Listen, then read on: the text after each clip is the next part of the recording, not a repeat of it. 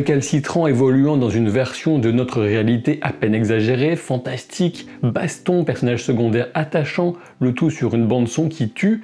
J'espère que vous connaissez Last Man et d'un autre côté, si vous ne connaissez pas, vous allez enfin pouvoir découvrir cet univers.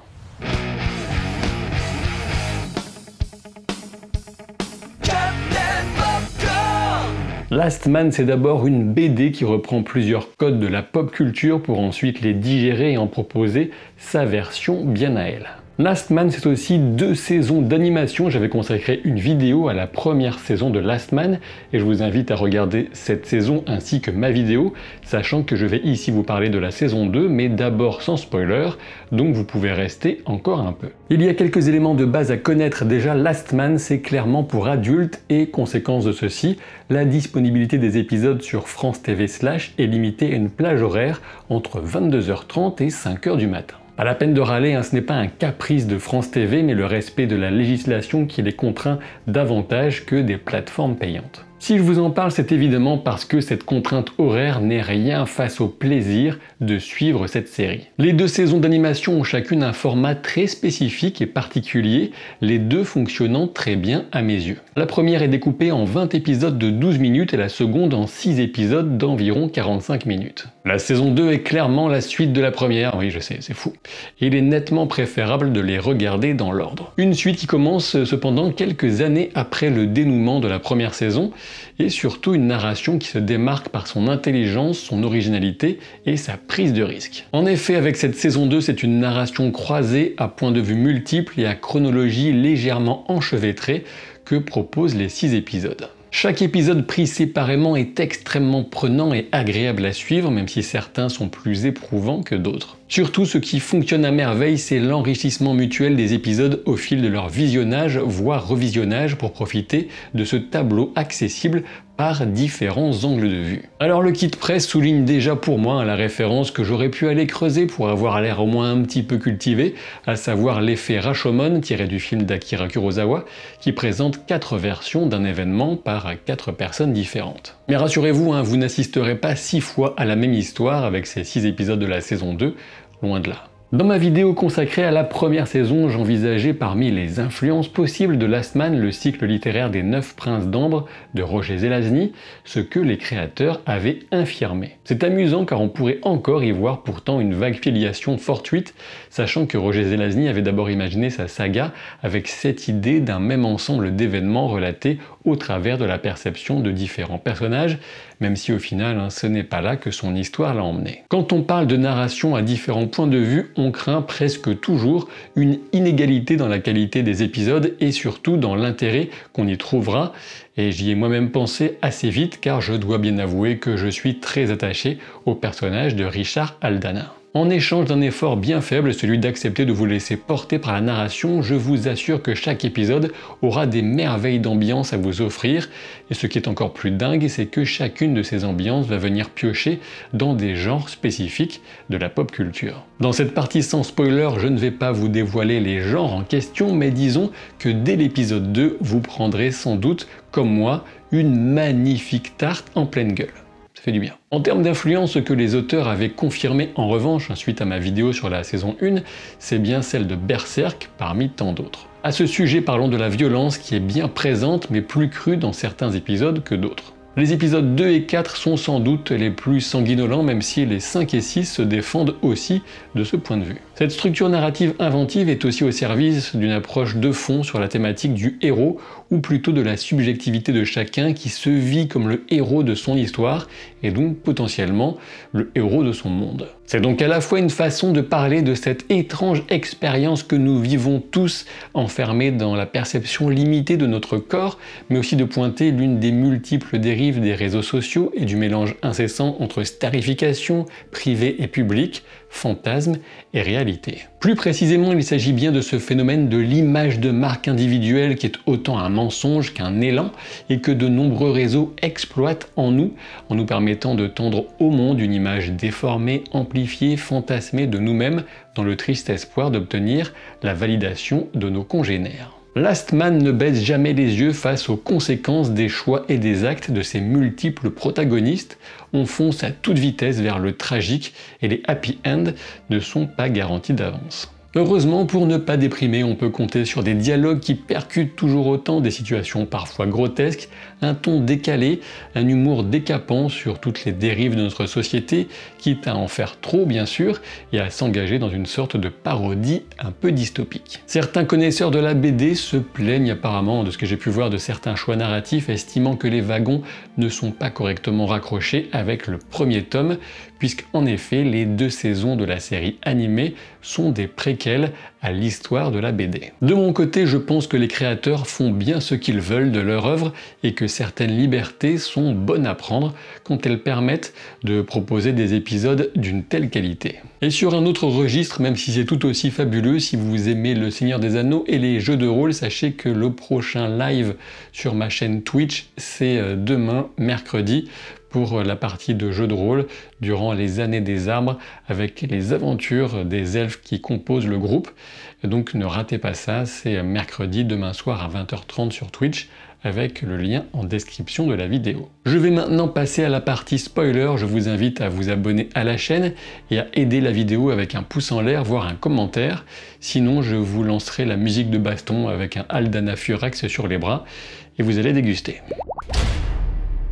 Ah oui, et j'y pense, si ce t-shirt Twin Peaks ou d'autres tout aussi incroyables vous tentent, vous avez quelques jours seulement pour profiter de 30% de réduction et de la livraison gratuite à partir de 3 articles achetés avec le code BLACK30 et vous trouverez un lien en description de la vidéo, donc profitez-en. Bon, si vous êtes encore là, c'est vraiment que vous ne craignez pas les spoilers, mais attention, je vous recommande vraiment de découvrir Last Man sans rien en savoir à l'avance. Avec l'épisode 1, on retrouve un Richard Aldana hanté par la disparition de Ciri, incapable de vivre au présent et de se préoccuper de Tommy Katana comme elle le mérite. L'enquête qu'il continue de mener inlassablement sur la vallée des rois nous replonge dans l'ambiance de la première saison et le guide toujours plus loin vers le fantastique. L'épisode va venir jouer avec les attentes d'un public qui voudrait toujours revoir ce qu'il a déjà aimé précédemment, et lorsque Richard assomme Duke Diamond sur le ring en le confrontant sur ses mensonges et manipulations, c'est un peu comme s'il frappait en pleine tronche l'idée qu'une suite devrait servir à la cuillère le même menu qu'auparavant, à savoir repartir sur une série de matchs de la FFFC. Les enjeux de la liberté de choix qui caractérisent tellement Richard et le met à part de la plupart des autres seront d'autant plus mis en perspective avec l'épisode 3 centré sur Tommy. L'épisode 1 joue merveilleusement de l'attente d'avoir enfin la suite directe qu'on n'obtiendra qu'avec le 6e et dernier de la saison.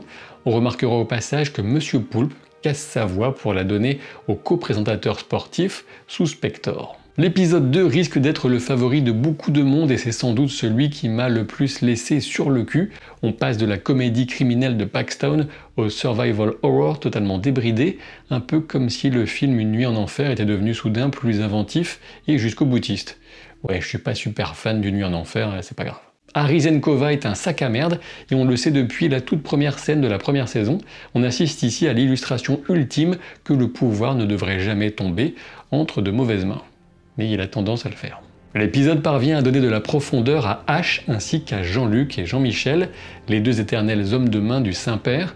Encore un épisode qui joue avec nos attentes et cette fois on en aura le fin mot avec l'épisode 5. L'épisode 3 centré sur Tommy Katana va encore retourner toutes nos attentes, celle qui était indirectement un ressort comique dans une partie de la première saison, et celle dont on attendait un épisode sur la carrière artistique sans doute, et bien voilà qu'elle va se retrouver en plein polar politique. Alors oui, évidemment pour les lecteurs ça a totalement du sens quand on sait son destin dans la BD, mais encore une fois, on a un joli contre-pied et un chassé-croisé touchant avec Richard. On peut souligner au passage que c'est cette fois Cyprien qui prête sa voix au politicien John Kapoor dans une performance qui passe très bien.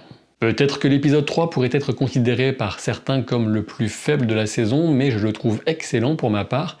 Pour moi, il représente un rouage essentiel pour l'évolution de Paxton ainsi que d'un personnage très touchant en la personne de Tommy Katana. Encore une fois, l'imbrication des épisodes fonctionne à merveille avec ce qu'on découvrira durant l'épisode 5 comme un tournant tragique de l'histoire de Tommy et Richard. Qui plus est, c'est aussi l'épisode le plus acide sur la manipulation des masses par le divertissement et le faux espoir d'une vie meilleure, ainsi que la collusion entre économique et politique.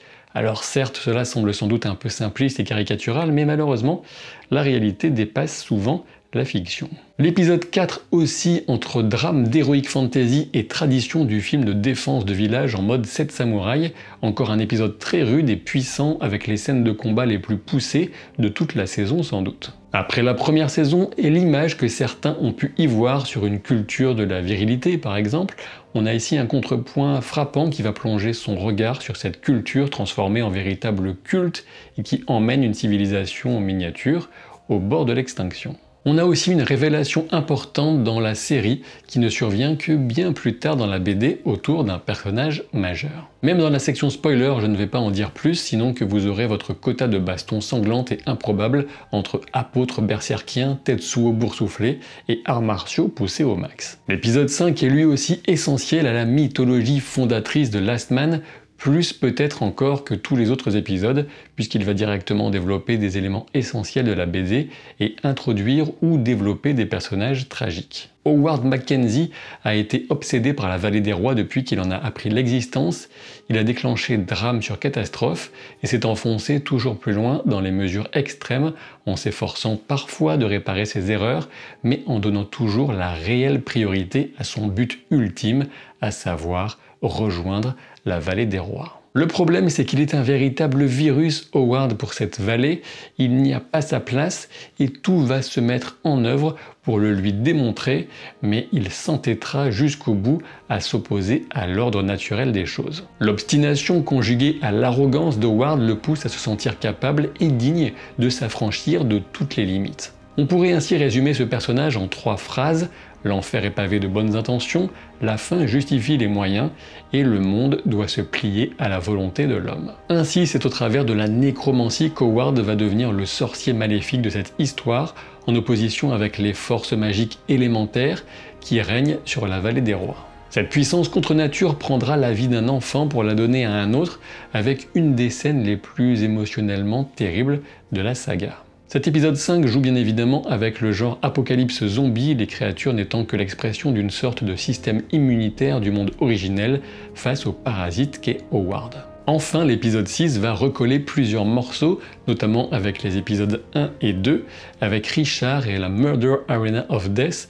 On se retrouve propulsé à 200 à l'heure dans l'entertainment de la mort entre le prix du danger et The Running Man. On y trouve aussi un petit clin d'œil qui m'est destiné, je crois bien, dans le rôle muet du mari supporter de sa dingue de femme qui est la plus terrible des chasseurs de condamnés de l'arène, celle avec ses lance-flammes. Cet épisode vient souligner crûment la folie collective que peuvent générer les réseaux associés à des spectacles de masse et la désignation de coupables tout désignés.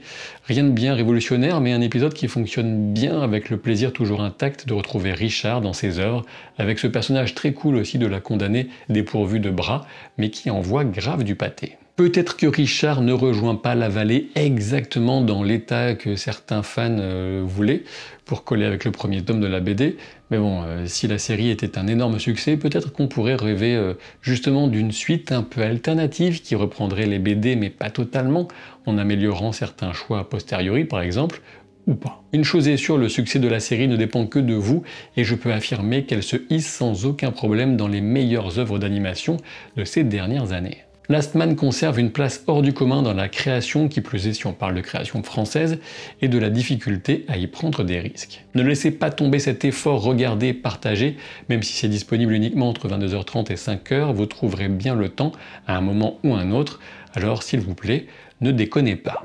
Donc on résume, vous regardez Last Man saison 1, Last Man saison 2, vous vous abonnez à la chaîne, vous me dites ce que vous en avez pensé en commentaire, et vous ne ratez pas la partie de jeu de rôle Seigneur des Anneaux de demain soir, mercredi à 20h30 sur ma chaîne Twitch. Je vous dis à très vite pour de nouvelles aventures. Salut!